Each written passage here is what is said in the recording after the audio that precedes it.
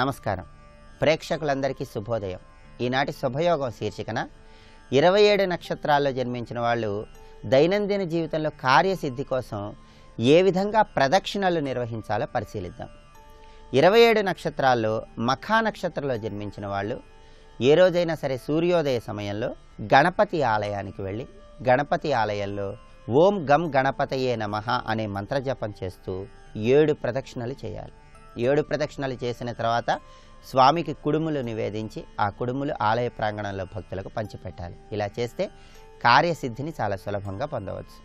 అలాగే పూర్వ ఫాల్గుని అంటే పుబ్బా నక్షత్రంలో జన్మించిన వాళ్ళు ఏ రోజైనా సరే ప్రత్యేకించి శుక్రవారం సూర్యోదయ సమయంలో లక్ష్మీదేవి ఆలయానికి వెళ్ళండి. లక్ష్మీదేవి ఆలయంలో ఓం శ్రీ లక్ష్మీదేవియై నమః అనే మంత్రం జపిస్తూ 20 ప్రదక్షిణలు చేయండి. 20 ప్రదక్షిణలు పూర్తి కాగానే అమ్మవారికి పులిహోర కానీ చక్కెర పొంగల్ కానీ నివేదించి ఆలయ ప్రాంగణంలో అందరికీ భక్తులకు పంచిపెట్టండి. ఇలా చేస్తే వృత్తి ఉద్యోగ వ్యాపారాల్లో విశేషంగా రాణించవచ్చు. అదేవిధంగా ఉత్తర ఫాల్గుని నక్షత్రం అంటే ఉత్తరా నక్షత్రంలో జన్మించిన వాళ్ళు ఆదివారం సూర్యోదయ సమయంలో సూర్యనారాయణమూర్తి ఉన్న ఆలయానికి వెళ్ళి సూర్యుడి చుట్టూ ఓం భాస్కరాయ నమః అని జపిస్తూ 6 ప్రదక్షిణలు చేయండి. 6 ప్రదక్షిణలు పూర్తి కాగానే బెల్లం పొంగలి సూర్యుడికి నివేదించి దాన్ని ఆలయ ప్రాంగణంలో భక్తులకు పంచిపెట్టండి. అదేవిధంగా హస్తా నక్షత్రంలో జన్మించిన వాళ్ళు ఏ రోజైనా సూర్యోదయ సమయంలో పార్వతీదేవి ఆలయానికి వెళ్ళండి. పార్వతీదేవి ఆలయంలో ఓం నమో పార్వతీదేవతాయై నమః అనే మంత్రజపం చేస్తూ పార్వతీదేవి అమ్మవారి ఆలయంలో అమ్మవారి చుట్టూ 10 ప్రదక్షిణలు చేయండి. 10 ప్రదక్షిణలు పూర్తి కాగానే కట్టె పొంగలి అమ్మవారికి నివేదించండి. అమ్మవారికి నివేదించిన కట్టె పొంగలి ఆలయ ప్రాంగణంలో భక్తులకు పంచిపెట్టండి. ఇలా చేస్తే హస్తా నక్షత్రం వాళ్ళు విశేషంగా అన్ని రంగాల్లో రాణిస్తారు. అలాగే చిత్తా నక్షత్రంలో జన్మించిన వాళ్ళు ప్రత్యేకంగా మంగళవారం నాడు పంచముఖ ఆంజనేయ స్వామి వారి ఆలయానికి వెళ్ళండి. ఆ ఆలయంలో ఓం హం హనుమతే నమః అనే మంత్రం జపిస్తూ 9 ప్రదక్షిణలు చేయండి. ఓం హం హనుమతే నమః అని జపిస్తూ 9 ప్రదక్షిణలు పూర్తి చేసిన తర్వాత హనుమంతుడికి అప్పాలను నివేదించండి. హనుమంతుడికి నివేదించిన అప్పాలను ఆలయ ప్రాంగణంలో భక్తులకు పంచిపెట్టండి. ఇలా చేస్తే వృత్తి ఉద్యోగ వ్యాపారాల్లో విశేషంగా రాణించవచ్చు. అలాగే స్వాతి నక్షత్రంలో జన్మించిన వాళ్ళు ఏ రోజైనా సరే సూర్యోదయ సమయంలో దుర్గాదేవి ఆలయానికి కానీ రాజరాజేశ్వరి అమ్మవారి ఆలయానికి కానీ అంటే లలితాదేవి ఆలయానికి కానీ వెళ్ళండి. దుమ్ దుర్గాదేవతాయే నమః అనే మంత్రాన్ని కానీ శ్రీం రాజేశ్వరి నమః అనే మంత్రాన్ని కానీ 21 సార్లు జపించండి. దుర్గాదేవి ఆలయం అయితే దుమ్ దుర్గాదేవతాయే నమః, రాజరాజేశ్వరి ఆలయం అయితే శ్రీం రాజేశ్వరి నమః. ఈ మంత్రం 21 సార్లు జపించి మంత్ర జపం చేస్తూ 18 ప్రదక్షిణలు చేయండి. ఆ 18 ప్రదక్షిణలు పూర్తి కాగానే అల్లంతో చేసిన మినపగారెలు అమ్మవారికి నివేదించండి. అమ్మవారికి నివేదించిన అల్లంతో చేసిన మినపగారెలు ఆలయ ప్రాంగణంలో భక్తులకు పంచిపెట్టండి. ఇలా చేస్తే సకల కార్యాల్లో విజయాన్ని పొందవచ్చు. అలాగే విశాఖ నక్షత్రంలో జన్మించిన వాళ్ళు సాయిబాబా ఆలయానికి వెళ్ళి ఓం సాయిదేవాయ నమః అని 16 ప్రదక్షిణలు చేసి సాయినాథుడికి పరమాన్నం నివేదించి ఆ పరమాన్నం ఆలయ ప్రాంగణంలో భక్తులకు పంచిపెట్టండి. ఇలా చేస్తే విశాఖ నక్షత్రం వాళ్ళు అద్భుతంగా చక్కటి పురోభివృద్ధిని సాధిస్తారు. అనురాధ నక్షత్రంలో జన్మించిన వాళ్ళు ఏ రోజైనా సరే సూర్యోదయ సమయంలో శివాలయానికి వెళ్ళి ఓం ఈశ్వరాయ నమః అని జపిస్తూ 19 ప్రదక్షిణలు చేయండి. 19 ప్రదక్షిణలు పూర్తి కాగానే చిమ్మిలి కానీ లేదా పెసరపప్పుతో చేసిన పదార్థాలు కానీ ఈశ్వరుడికి నివేదించి ఆలయంలో భక్తులకు పంచిపెట్టండి. ఇలా చేస్తే అద్భుతమైన పురోభివృద్ధిని సాధిస్తారు. అలాగే జ్యేష్ఠ నక్షత్రంలో జన్మించిన వాళ్ళు బుధవారం విష్ణుమూర్తి ఆలయానికి వెళ్ళి ఓం శ్రీ విష్ణవే నమః అనే మంత్రజపం చేస్తూ 17 ప్రదక్షిణలు చేయండి. 17 ప్రదక్షిణలు పూర్తి కాగానే స్వామివారికి దద్యోజనం నివేదించండి. ఆ దద్యోజనాన్ని ఆలయ ప్రాంగణంలో భక్తులకు పంచిపెట్టండి. ఇలా చేస్తే జ్యేష్ఠ నక్షత్రం వాళ్ళు వృత్తి ఉద్యోగ వ్యాపారాల్లో విశేషంగా రాణిస్తారు. ఇంకా మిగిలిన నక్షత్రాల్లో జన్మించిన వాళ్ళు ఏ దేవీ దేవతల ఆలయాలకు వెళ్ళి ఎలా ప్రదక్షిణలు నిర్వహించాలో వచ్చే సోమవారం శుభయోగం శీర్షికన తెలుసుకుందాం. రేపటి శుభయోగం శీర్షికన భీష్మేకాదశి సందర్భంగా ఎటువంటి విధి విధానాలు పాటించాలో పరిశీలిద్దాం. నమస్కారం.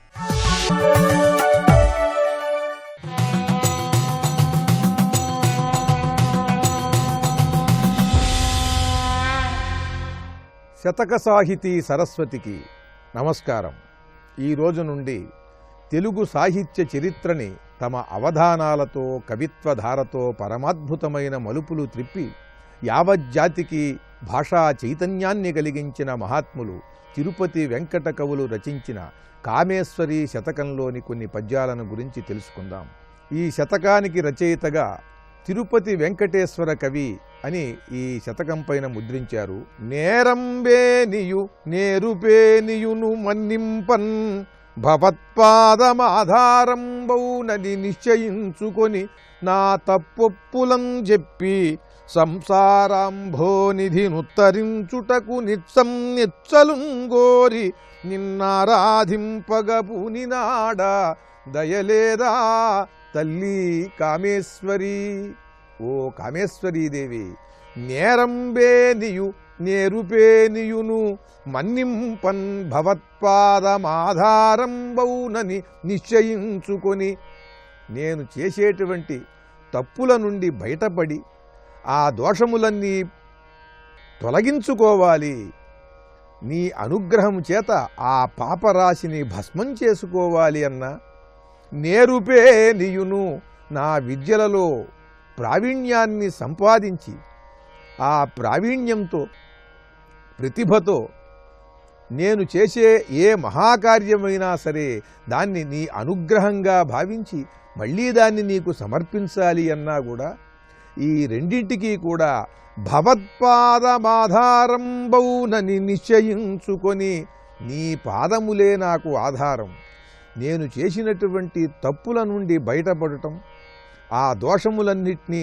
భస్మీభూతం చెయ్యటం, అలాగే జ్ఞానమును సముపార్జించటం, ఆ జ్ఞానముతో చేసే మంచి పనులన్నిటినీ కూడా నీకు సమర్పించి నీకు శరణాగతి చెందటం, వీటి రెండిటికీ కూడా నీ పాదములే నాకు ఆధారం, నా తప్పొప్పులం చెప్పి ఇలా నీ పాదములే నాకు ఆధారం అనేది నిర్ణయించుకొని నిశ్చయించుకొని నా తప్పొప్పులం చెప్పి నేను చేసినటువంటి తప్పులను ఒప్పులను అన్నిటినీ కూడా నీకు విన్నవించుకుని సంసారాంభోనిధినుత్తరించుటకు నిచ్చలుంగోరి ఈ సంసార సాగరాన్ని దాటి నీ దగ్గరకు రావటానికి, ఈ సంసార బాధల నుండి విముక్తుణ్ణి కావటానికి, ఇందులో ఉంటూనే పరమశాంతిని ఆనందాన్ని పొందుతూ ఇక్కడ చేయవలసినటువంటి పనులు నా బాధ్యతలు అన్నిటినీ సక్రమంగా నిర్వర్తించి సన్మార్గంలో నిన్ను చేరుకోవటానికి నిన్నారాధింపగపూని నాడా నీవే నాకు దిక్కు అని భావించి నిన్నే ఆరాధించాలని ప్రయత్నిస్తున్నవాణ్ణి దయలేదా తల్లి కామేశ్వరి, నన్ను ఆదుకోవు నువ్వు, నీకు దయలేదా తల్లి అంటూ ఆర్తితో సంసార విముక్తుడు కావటానికి, ఈ సంసారంలో ఉన్నటువంటి బాధ్యతలను సక్రమంగా నిర్వర్తించటానికి తగిన శక్తులను ఇమ్మని ఆ కామేశ్వరీదేవిని అర్థిస్తూ అద్భుతమైన పద్యరచనతో గొప్ప శతకాన్ని మనకు అందించిన మహాత్ములు విద్వత్కవులు శ్రీ తిరుపతి వెంకటేశ్వర కవి రచించిన కామేశ్వరీ శతకంలోని మరి ఒక పద్యం గురించి రేపు ఉదయం తెలుసుకుందాం. ఓం శ్రీ కామేశ్వరీదేవ్యై నమః.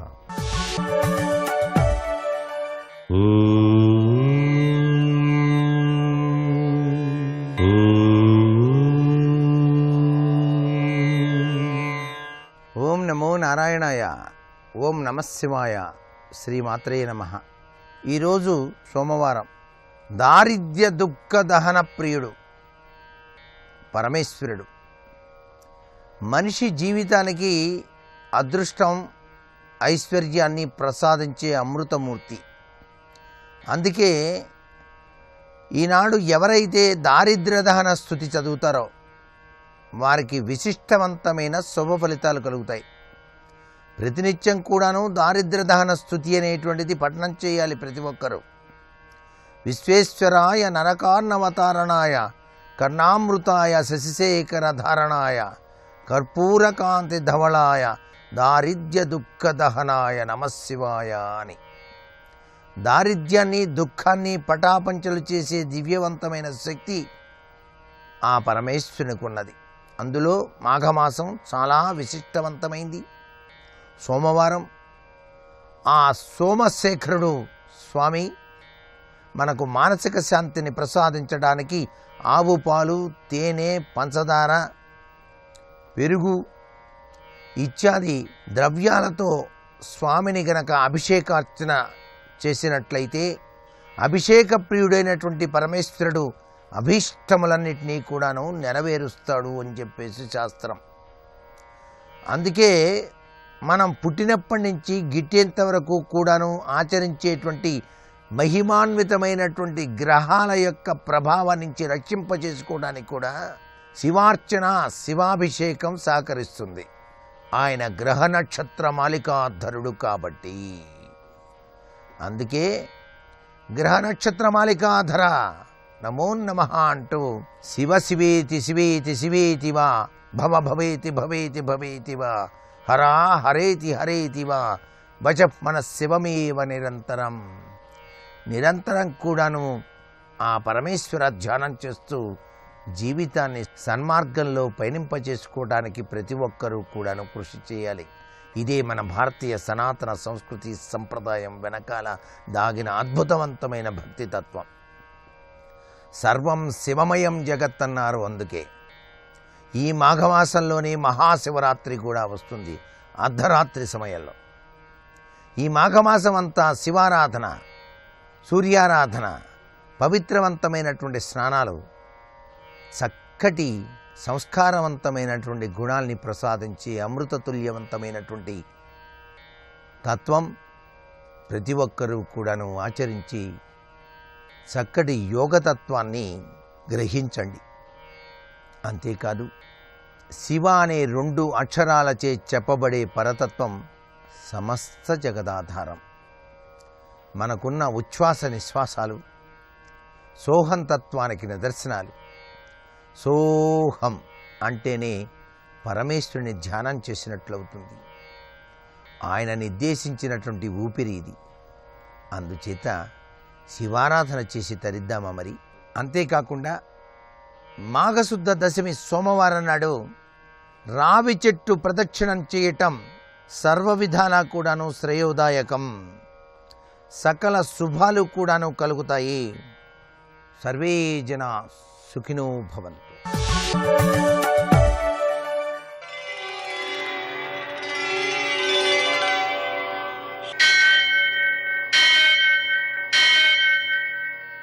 సహస్రశీరుషం దేవం విశ్వాక్షం విశ్వశంభువం విశ్వం నారాయణం దేవమక్షరం పరమం పదం విశ్వతః పరమాం నిత్యం విశ్వం నారాయణగుం హరిం విశ్వమేవేదం పురుషస్తద్విశ్వముపజీవతి పతిం విశ్వస్యాత్మేశ్వరగుం శాశ్వతగుం శివమచ్యుతం నారాయణం మహాజ్ఞేయం విశ్వాత్మానం పరాయణం.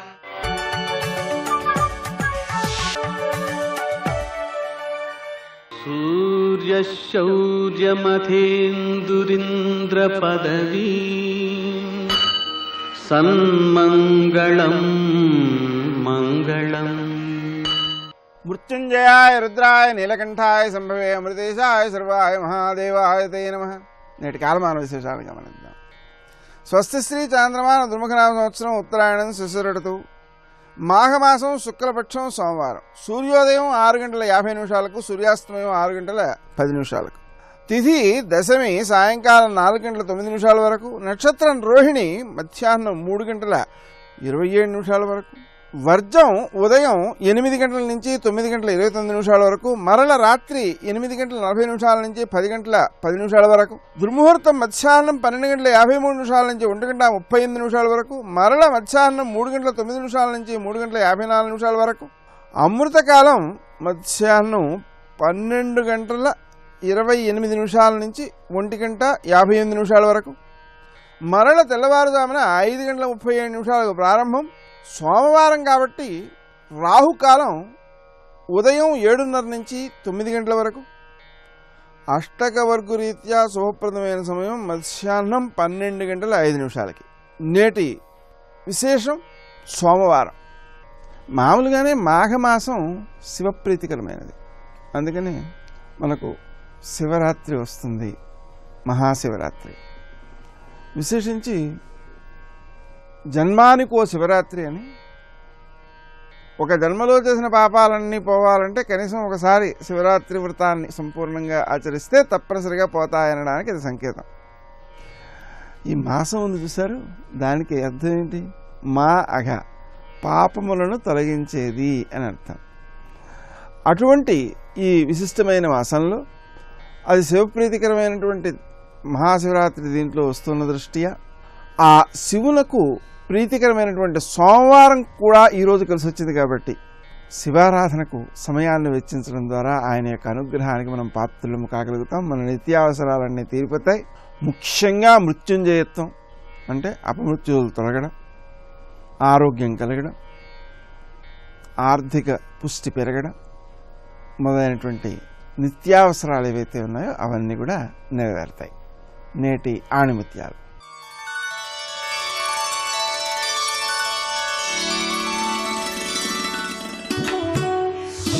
క్షమ అనే కత్తిని ధరించిన వారు లోకంలో సాధించలేనిది ఏమీ లేదు. సహనమే సమర్థులకు భూషణం.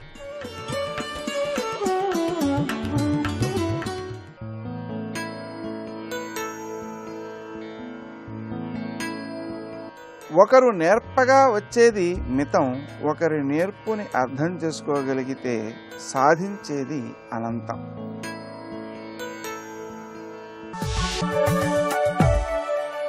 నమస్తే శారదా దేవి కాశ్మీరపురవాసిని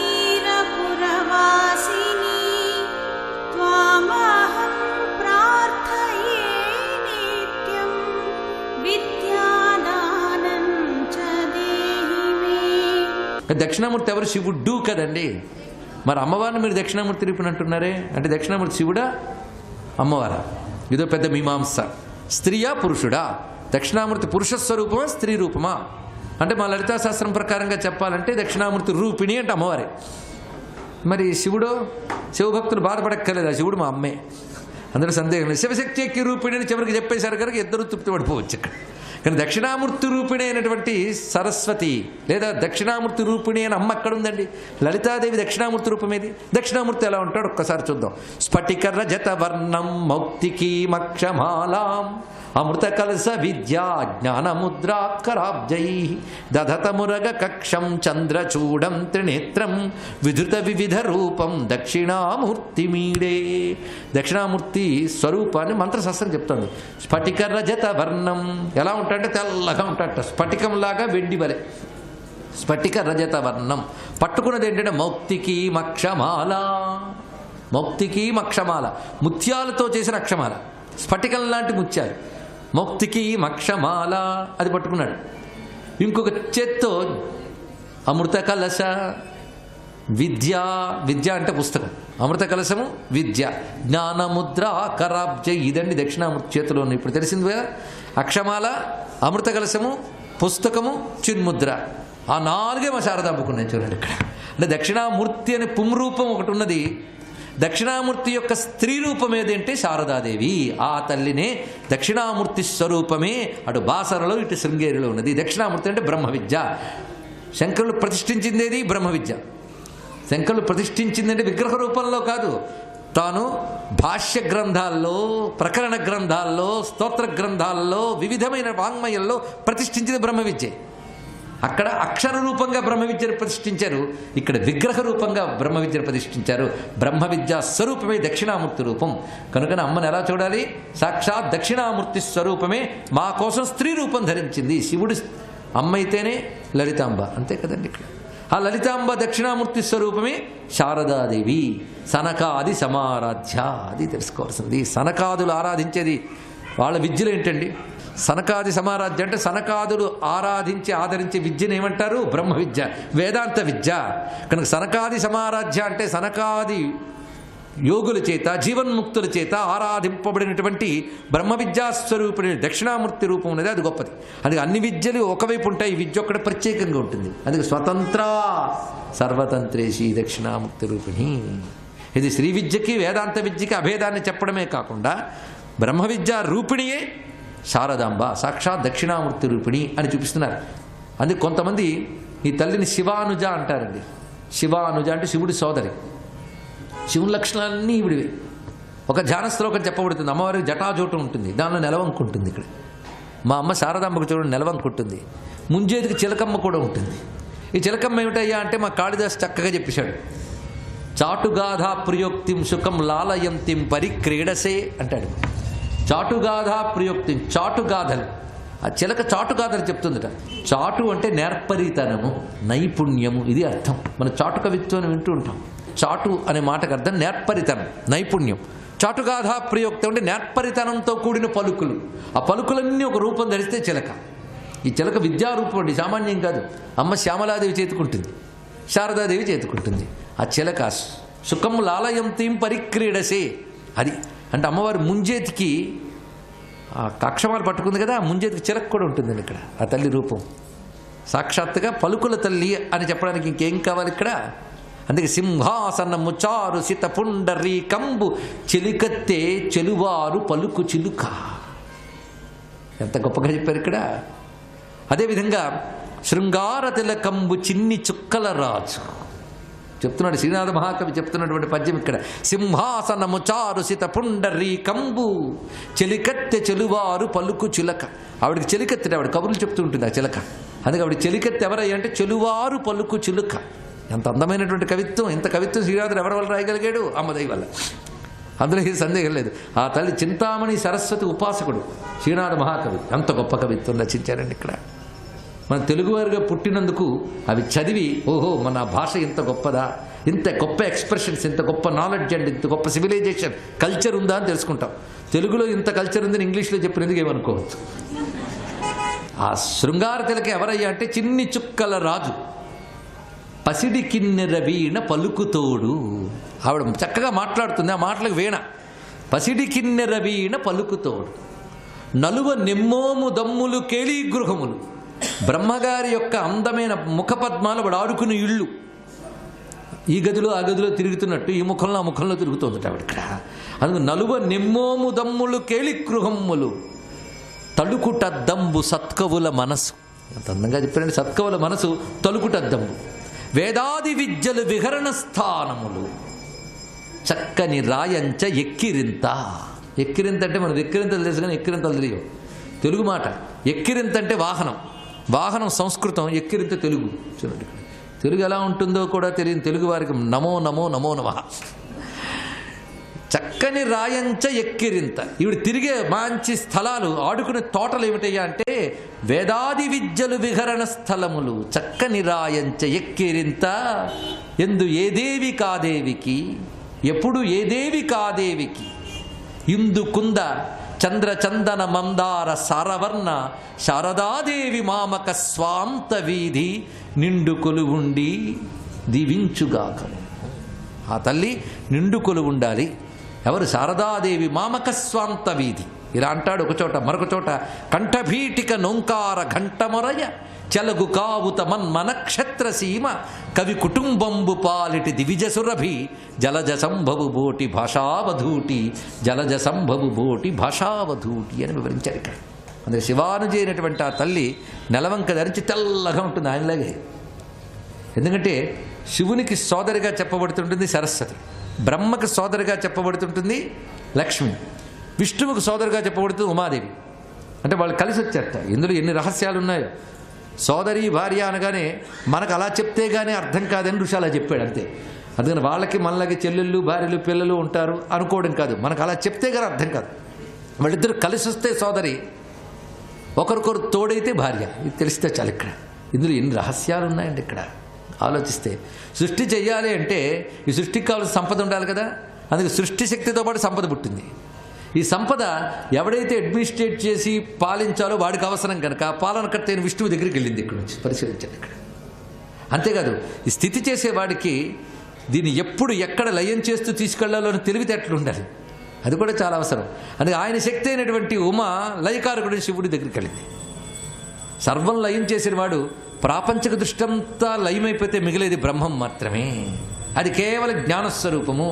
అందుకే లయకారకుడైన శివునితో పాటు వచ్చింది సరస్వతి. ఇది తెలుసుకోవాలి. ఇది సృష్టి చేసేవాడికి తప్పకుండా లయం గురించి జ్ఞానం ఉంటేనే వాడు జాగ్రత్తగా చేయగలడు కనుక ఆయన యొక్క సరస్వతి శక్తి బ్రహ్మకు పత్ని అయింది. చూడండి, ఒకరికి సోదరి అయినప్పుడు ఇంకోటి పత్ని ఎలా అయింది. వినిమయంలో ఉన్నటువంటి ఔచిత్యాలు ఇన్ని ఆలోచించవలసిన అవసరం ఉంది మనకి ఇక్కడ. సర్వం శ్రీ శారదా చరణారవిందార్పణమస్తు. స్వస్తి. ఆదిదేవ నమస్తుభ్యం ప్రసీద మమ భాస్కర. దివాకర నమస్తుభ్యం ప్రభాకర నమోస్తుతే. సప్తాస్వరథమారూఢం ప్రచండం కశ్యపాత్మజం. ఎప్పుడైనా గాలికి ఒత్తి జారిపోయిందని కానీ, దీపం నిధనమైపోయిందని కానీ, కొండెక్కిందని కానీ ఆ దీపం విషయంలో చెప్పగలరా? ఎంత గాలి ఆ దీపాన్ని ఏమీ చెయ్యలేదు. ఎంత గాలిలో దీపం వెలుగుతూనే ఉంటుంది. గాలిలో దీపం పెట్టి అన్న మాటకి విరుద్ధం గాలిలో ఉన్న పెద్ద దీపం భాస్కర. ఆ వెలుతురుని ఏమీ చెయ్యగలిగినది లోకంలో ఇంకొకటి లేదు. 2, లౌకికంగా దీపం పెడితే చౌరైపోతే ఆరిపోతుంది. దాంట్లో పోసినవాడు ఎవడు పట్టుకెళ్ళి ఆవు నెయ్యి పోసాడు, ఎవడు పట్టుకెళ్ళి నువ్వుల నూనె పోసాడు, అది పెట్టినవాడెవరు? అది అలా వెలుగుతూనే ఉంది. అందులో దానికి చౌరు సంబంధం ఏమైనా ఉందా? అది అలా వెలుతురు. దీపాలు ప్రయాణాలు చెయ్యవు. ఏదో గంగలో విడిచిపెడితే కొంత దూరం వెళ్ళాలేమో. ఈ దీపం నిక్కచ్చిగా ప్రయాణం ఆకాశంలో చేసి వెళ్ళిపోతుంటుంది. కానీ దానికి ఏ భంగపాటు ఉండదు. అలా వెలిగిపోతూ ఉంటుంది. అందుకే మన వాళ్ళు కార్తీక మాసం వచ్చేటప్పటికీ ఆకాశ దీపం అని పెడతారు. ప్రత్యేకంగా శ్లోకం చెప్తారు. ఆకాశ దీపం అన్న మాటకు అర్థం ఏమిటో తెలుసా? నువ్వు మాకందరికీ దీపం. రాత్రి చంద్రదీపం, పగలు సూర్యదీపం. నీకు దీపం పెట్టడం ఎలా? ఆకాశ్ అంటే అంతటా వ్యాపించినవాడు, వాడికి వెలిగించిన దీపం ఆకాశ దీపం. కార్తీక మాసం అంతా కూడా కృతికా నక్షత్రం అగ్ని సంబంధం కాబట్టి దీపాలు పైకెత్తుతారు. ఎత్తి శ్లోకం చెప్పాలి. ఆకాశ దీపం వెలిగిస్తారు. ఏ గాలికి నిధనమవని దీపం, ఏ పతంగము రెక్కల పురుగులు మీదకి వెళ్ళలేని దీపం. ఏ రెక్కల పురుగు ఎడుతుంది ఆ దీపం మీదకి వెలుగుతుంటే? ఏ రెక్కల పురుగు స్పృశించలేని దీపం, ఏ చమురు అయిపోని దీపం, ఎన్నాళ్ళైనా మసి బారని దీపం. అటువంటి దీపం ఏదైనా ఉంటే లోకంలో అదొక్కటే. అందుకే అది భాస్కర. అటువంటి కాంతి, అటువంటి వైభవం, అటువంటి వెలుతురు. ఆ వెలుతురు ముందు నిలబడగలిగిన వెలుతురు వేరొకటి లేదు. ఆ వెలుతురు అన్నిటినీ చూపిస్తుంది. దాన్ని చూపించగలిగిన వెలుతురు లోకంలో లేదు ఇంకా. అది స్వయం ప్రకాశం. అది అందరూ దర్శనం చేస్తారంతే. దాని వెలుతురులో కనపడనదన్నది లేదు. కానీ దాన్ని చూపించడానికి మాత్రం వేరొక వెలుతురు చాలదు. ఏదీ సరిపోదు. అసలు దీపము కాంతి అన్న మాటకు ఉండేటటువంటి పరిమితులు ఏముంటాయో అవి దానికి అన్వయము కావు. అంత స్వతసిద్ధంగా అంతటి గొప్ప శక్తితో వెలుగుతున్న దీపం కాబట్టి, అటువంటి కాంతి కాబట్టి, అటువంటి కిరణ సముదాయం కాబట్టి, అటువంటి కాంతి పుంజం కాబట్టి దానికి భాస్కర అన్న పేరు అన్వయమైంది. ఏమండి, మీరు ఒక్కటి చెప్పండి, అసలు ఆయన వైభవం గురించి వింటుంటే రేపు తెల్లవారగానే ఒకసారి చూడాలి సుమా తమాషా అని అనిపించదు? ఇన్ని విశేషాలా? ఇంత గొప్ప దీపమా, అంత గాలిలో ఆరని దీపమా, మసిబారని దీపమా, రెక్కల పురుగులు పడిన దీపమా, చమురు లేని దీపమా, ఇది నేను చూడవలసిందే అని అనిపిస్తుందా అనిపించదా? అలా చూడగానే పరమ సంతోషంతో ఒక్కసారి నమస్కారం చెయ్యాలనిపిస్తుందా అనిపించదా? అమ్మో, ఏమి వర్ణించాడండి కవి. ఆయన ఒక్కొక్క కాంతి ఒక్కొక్కలా ఉంటుంది. తెలుగు వాళ్ళకి అదో విశేషం.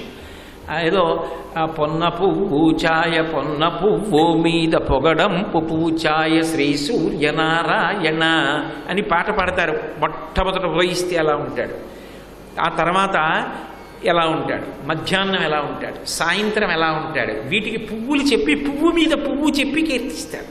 అంత అద్భుతమైనటువంటి మూర్తి. అటువంటి స్వామి ఆకాశంలో వెలుగుతుంటే చూడాలని ఎవరికి అనిపించదు.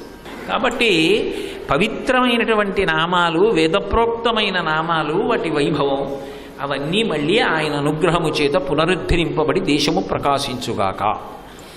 కాబట్టి భాస్కరం భువనేశ్వరం.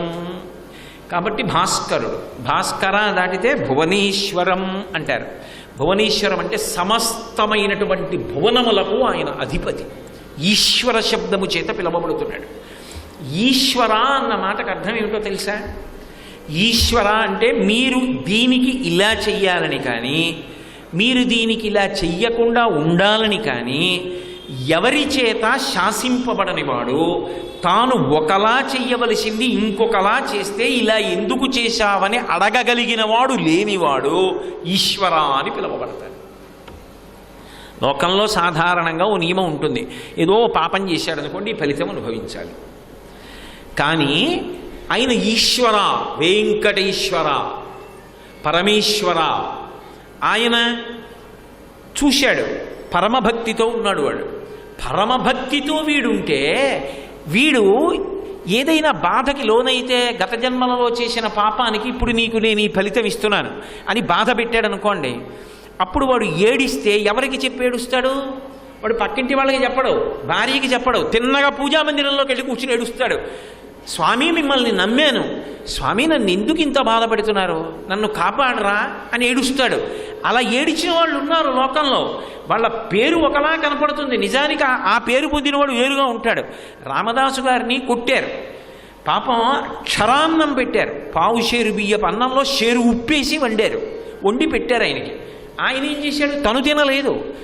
ఆ చీకటి కొట్లో గోడ దగ్గరికి తీసుకెళ్ళి దాన్ని రామచంద్రమూర్తికి నివేదించాడు. నువ్వు తిన్నాక నేను తింటాను, ఉచ్ఛిష్టం అన్నాడు. క్షరాన్నము క్షీరాన్నమైంది. ఎందుకని ఆయనకి నిజంగా మనసుతో పెడుతున్నాడు, అందుకని పరమాన్నం చేసి భక్తుడికి పెట్టుకున్నాడు. కొట్టనివ్వండి తిట్టనివ్వండి ఆయనకే చెప్పాడు అంతే. ఆఖరికి డబ్బు ఇవ్వలేదని కొడుతుంటే కారాగారంలో మొరబెట్టుకున్నాడు. ఏదో లక్ష్మణనకు చేయిస్తే బంగారు మొలత్రాడు రామచంద్ర, ఏదో సీతమ్మకు చేయిస్తే చింతాకు పతాకము రామచంద్ర, ఎవడబ్బా సొమ్మని కులుకుచు తిరిగేవు రామచంద్ర అని అడిగాడు. కోపం వచ్చినా ఆయన్ని అడిగాడు, ఎవడబ్బా సొమ్మని పెట్టుకు తిరుగుతున్నావు భద్రాచలంలో, దెబ్బలు నాకా, ముచ్చట్లు నీకా అన్నాడు. అని అబ్బా తిట్టి తినని ఆయాసపడబోకు రామచంద్ర, తిట్టానని కోప్పడకు స్వామి, ఏం చేయను బాధ భరించలేక నిన్నే అన్న, సంతోషమైనా నీతోటే దుఃఖమైనా నీతోటే. రామదాసు గారు అంటారు గోపరాజు గారిని. నిజంగా నాకు ఒకటి చెప్పండి, గోపరాజు గారు రామదాసు గారా, రామచంద్రమూర్తి గోపరాజు గారికి దాసా? రాముడే గోపరాజు గారికి దాసు. ఎందుకనంటే రాత్రి తానీషా కల్లోకి వచ్చి నా పేరు రామోజీ, ఈయన లక్ష్మోజీ, మేమిద్దరం రామదాసు గారి సేవకులం అని చెప్పి డబ్బిచ్చిన వాడు ఎవరు? రామచంద్రమూర్తి. గోపరాజు గారికి రాముడు దాసుడా, రాముడికి గోపరాజు గారు దాసుడా? నేను నీ దాసుడినంత మాత్రం చేత భక్తుడికి దాసుడైన వాడు పరమేశ్వరుడు. అలా ఎందుకయ్యావు అని అడగగలిగిన వాడు ఎవరైనా ఉంటాడా?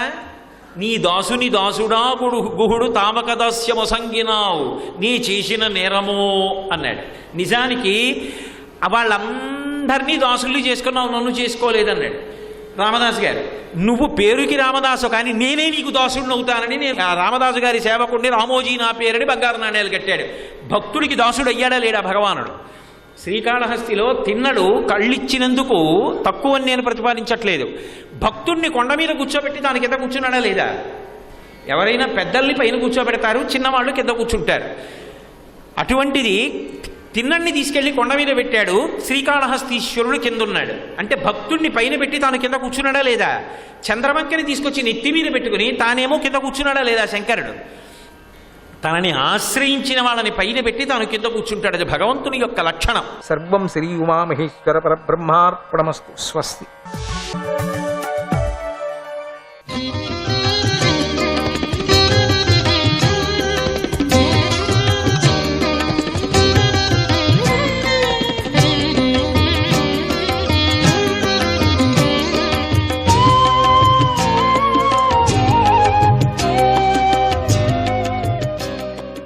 సంకర్షణాయ నమః. బలశాలి అయిన హిరణ్యకశిపుడు చాలా స్వాభిమానం కలవాడు. ముల్లోకాలను జయించి ఏకచక్రాధిపతి అయి పాలించాడు. అతడి కఠినమైన శాసనానికి ఎంతో బాధపడిన దేవతలందరూ కూడా, మరి గంధర్వులు కూడా, వీళ్ళందరూ అతని 2 కాళ్లకు నమస్కరించి బ్రతకసాగారు. అలా అతడు ఆ భవనంలో ఆనందించాడు. ఓ రాజా, అతడు మద్యాన్ని సేవించి మత్తెక్కిన కన్నులను త్రిప్పుతూ ఉండగా త్రిమూర్తులు తప్ప మిగిలిన లోకపాలకులందరూ కూడా బహుమానులను పట్టుకొని హిరణ్యకశిపుణ్ణి సేవించారు. చెడ్డ పవరు అని దీని పేరు. ఇంత ఘోరమైనటువంటి పదవిని పొందాడు. సాత్వికమైన పదవులు ఉన్నాయి, ఘోరమైన పదవులు ఉన్నాయి. ఇది తమోగుణంతో చేరినటువంటి పదవి కదా. అందుకని వీళ్ళు వరాలు పొందినటువంటి వాడు కాబట్టి వీడు ఏమైనా చేయగలడు. అందుకని దేవతలందరూ భయపడి బ్రహ్మవరాలు పొందినవాడు. కానీ ఇతడు పరమాత్ముడు యొక్క బ్రహ్మ యొక్క పూర్ణమైనటువంటి వరాలని పొందాడు. అందుకని ఎవరితో కూడా మరణం లేదు. వాడితో ఎవరైనా తగాదా పెట్టుకుంటే వాళ్లే పోవాలి, ఎందుకంటే అటువంటి వరాన్ని పొందాడు. అతడు తపోయోగానికి శరీర మనోబలానికి ఆశ్రయంగా ఉన్నాడు. తపోయోగం తపోబలము ఇవి వాడికి ఉంది. మనోబలము కూడా ఉంది వాడికి. శరీర బలము విపరీతమైనటువంటిది. మనోబలం అనక ఇంకా చెప్పటానికి వీల్లేదు. ఇక తపస్సు చేసినటువంటి మనస్సు కదా. స్వశక్తితో ఇంద్రుడి సింహాసనాన్ని అలంకరించినటువంటి అతడి మహిమను విశ్వావసు, తుంబురుడు నా వంటి వారు నారద మహర్షి గానం చేశారు. ఎట్లా ఉంది చూడండి. గంధర్వులు, సిద్ధులు, మహర్షులు, విద్యాధరులు, అప్సరసులు కూడా అతన్ని మళ్ళీ మళ్ళీ స్తుతించారు. ఈ జతకు వాడు మంచి యజ్ఞాలు కూడా చేసేవాడు కాబట్టి ఆ యజ్ఞయాగాదులతో వచ్చినటువంటి భాగ్యం కూడా అపారమైంది. అందుకని దాన్ని ఆశ్రయించినటువంటి కొంతమంది వాడి దగ్గర ఆశ్రయాన్ని పొందారు, వాడిని పొగిడారు. గంధర్వులందరూ కాలు మొక్కారు, మళ్ళీ మళ్ళీ స్తుతించారు. వీళ్ళంతా చేరి మహర్షులు కూడా, వర్ణాలు, ఆశ్రమాల జనులు భూరి దక్షిణలు గల యజ్ఞాలు చేసి హిరణ్యకశిపుడిని ఆరాధించారు. ఎట్లా ఉంది చూడండి. మొత్తం ఘోరమైనటువంటి రాక్షసాధిపత్యంతో వీడు విర్రవీగిపోతున్నాడు. ఇది ఒక పాదంలో జరిగిందంటే ఒక వాడి యొక్క భాగంలో జరిగింది. అతడు తన శక్తితో ఆవిర్భాగాలను స్వీకరించాడు. చూడండి, దేవతలు స్వీకరించవలసింది తాను స్వీకరించాడు.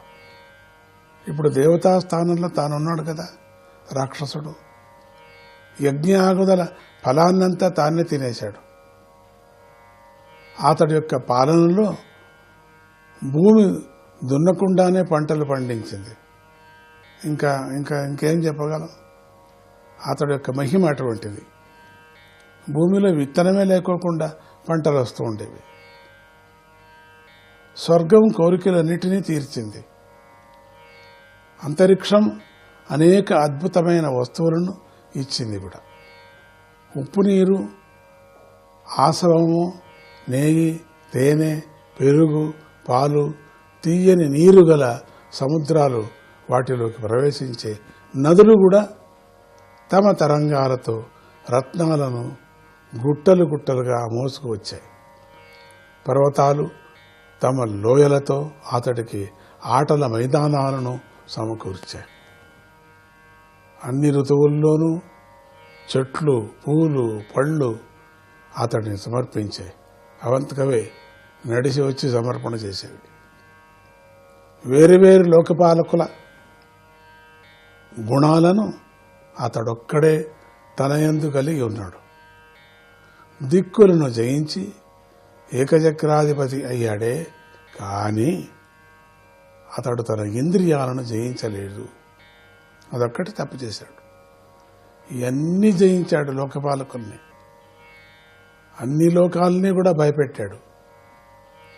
ప్రకృతి అదంతకదే వాడికి సేవ చేసింది. ఇక ఎక్కడుంటుంది? క్షామము లేదు, ఏమీ లేదు. సుభిక్షమైనటువంటి ఆ ప్రదేశం అంతా కూడా భోగభాగ్యాలతో ఉండేది. వీడంతా జయించాడు. తన తపోబలంతో. కానీ ఇక్కడ తన దగ్గరే ఉండేటువంటిది, తన వశంలోనే ఉండేటువంటిది, తన చేతిలోనే ఉండేటువంటి ఇంద్రియాలను మాత్రం జయించలేదు. అతడు తనకిష్టమైన ఇంద్రియ భోగాలను తన ఇష్టానుసారంగా అనుభవించాడు. అయినా కూడా అతడికి తృప్తి కలుగలేదు. కొంచెం జ్ఞానం ఉండింది, ఎందుకంటే తపస్సుకు వెళ్ళేకముందే తల్లికి మరి తనక భార్య అన్న భార్యకి వీళ్ళందరికీ కూడా వైరాగ్యం బోధించాడు కదా. అందుకని ఇతనికి ఉన్నది. కానీ ఇక్కడ ఇంద్రియాలు జయించకపోతే ఎంత జ్ఞానం ఉన్నప్పటికి కూడా వాళ్ళు అతపాతాళానికి చేరిపోతారు. పూర్వం బ్రహ్మర్షులైన సనకాదుల శాపాన్ని పొందిన హిరణ్యకశిపుడు ఇలా ఐశ్వర్య మదంతో గర్వించి శాస్త్ర మర్యాదను మంటగలిపి ప్రవర్తించసాగాడు. అలా చాలా కాలం గడిచిపోయింది. అతడి కఠోరమైన శాపానికి లోకపాలకులతో సహా సకల జనులు కఠోరమైనటువంటి శాసనానికి, ఆ శాసనమే శాపం వాడిది. అంత చెడ్డ శాసనం చేశాడు, అదే శాపంగా పరిణమించింది. ముందు ముందు లోకపాలకుతో సహా సకల జనులు చాలా భయపడ్డారు. మరొకటి వద్ద వారికి శరణు లభించలేదు అంటే అప్పుడు వారు శ్రీహరినే శరణు వేడారు. ఇంకెవరైనా విరుద్ధంగా ఉన్నారా రక్షించేవారు అంటే పరమాత్ముడు ఒక్కడే శ్రీహరి. వాళ్ళందరూ అక్కడ శరణు వేడుతూ సకల ప్రాణులకు ఆత్మరూపుడు సర్వేశ్వరుడు అయిన శ్రీహరి నివసించే పరమధామానికి నమస్కారం. శాంత స్వభావాలు, పవిత్రులు, సర్వసంగ పరిత్యాగులు అయినటువంటి మహాత్ములు ఆ ధామాన్ని పొందిన తర్వాత తిరిగి రారు. అందరూ నిర్మలమైన తమ మనస్సులను నిగ్రహించి ఏకాగ్రము చేసి నిద్ర లేకుండా వాయువును మాత్రమే ఆహారంగా స్వీకరిస్తూ శ్రీహరిని స్తుతించారు.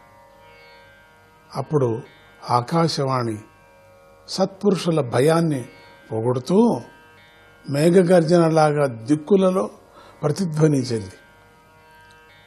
అది వారికి ఇలా వినిపించింది: ఓ దేవతలారా, మీరు భయపడకండి, మీ అందరికీ శుభమగుగాక. నా వాక్కు వినటంతో సకల ప్రాణులకు శుభాలు చేకూరుతాయి. అన్ని ప్రాణులకు కూడా శుభాలు చేకూరుతాయి. నా మాట వినండి. దితిపుత్రులలో అధముడైన ఈ హిరణ్యకశిపుడి దౌర్జన్యం నాకు తెలుసు. వేనాది చల్లారేటట్లుగా చేస్తాను వీళ్ళంతా. నేను అది వాడి యొక్క గుణాన్ని నేనది ఖండితం చల్లారేటట్లు చేస్తాను. ఎందుకంటే వేణుడిలాగా పాపాత్ముడు వీడు. వేణుడులాగా చేసినటువంటి ఘోరమైన పాపమే వీడు చేస్తున్నాడు. వాడి యొక్క శాపం, వాడి యొక్క గర్వము నేను చల్లారేటట్లు చేస్తాను. మీరు కొంతకాలం వేచి ఉండండి.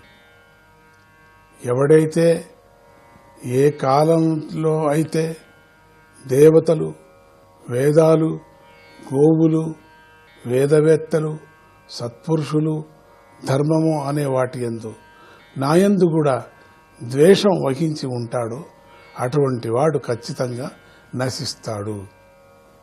చూసారా? దీన్ని ఇంకో పారి కూడా మీరు వినండి. సంకర్షణాయ నమః.